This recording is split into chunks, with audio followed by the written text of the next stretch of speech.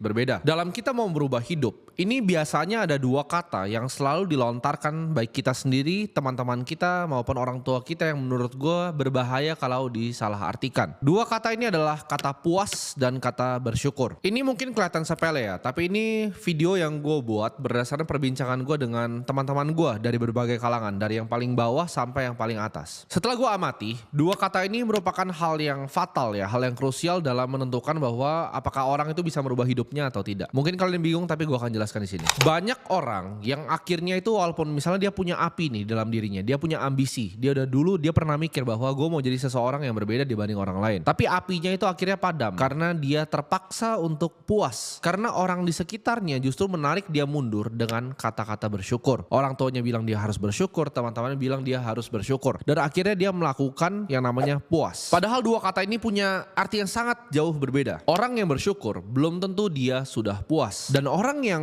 sudah puas belum tentu bisa bersyukur. Kepuasan itu adalah suatu kondisi di mana lo akhirnya dapetin hal yang lo mau. Contohnya misalnya waktu itu lo naik motor, lo mimpi untuk bisa naik Avanza, lo dapet Avanza, lu puas gitu kan. Nah tapi puas ini gak pernah ada habisnya karena lu pasti akan mau yang lebih, mau yang lebih, mau yang lebih terus. Sedangkan kondisi bersyukur itu adalah kondisi di mana lu udah bersyukur atas apa yang udah dikasih ke lu. Ini contoh ya, maksud gua gabungan antara kata puas dan bersyukur yang biasanya teman-teman kita atau bahkan orang tua kita sendiri lakukan. Misalnya kalian dulu naik motor, kalian bekerja keras ya, kalian punya mimpi, kalian ada apinya tadi, sampai di tahap kalian misalnya naik mobil Avanza. Ya ini bisa disamakan dengan gaji atau yang apa, tapi gue paling simple untuk jelasin ke kalian pakai mobil. Kalian udah naik Avanza nih, ya kan? Lalu kalian bermimpi lagi, oke. Gue next kayaknya pengen nih enak kalau misalnya ini gue gak naik Avanza lagi, gue mau kerja keras banget untuk gue bisa naik Alphard. Tapi gitu kalian cerita seperti itu ke teman-teman kalian yang mungkin levelnya itu sekarang di bawah kalian. Jadi mungkin gini, kalian tadinya naik motor rame-rame, sekarang kalian udah naik Avanza ya. Teman kalian misalnya masih naik motor atau bahkan belum bisa beli mobil, masih nge-grab. Sedangkan kalian punya mimpi, oke sekarang gue udah mulai lebih dapat duit nih, gue mau misalnya naik Alphard. Teman kalian tuh pasti akan bilang seperti ini, lu justru harus bersyukur bro, karena lu udah naik Avanza, kenapa harus Alphard? Kan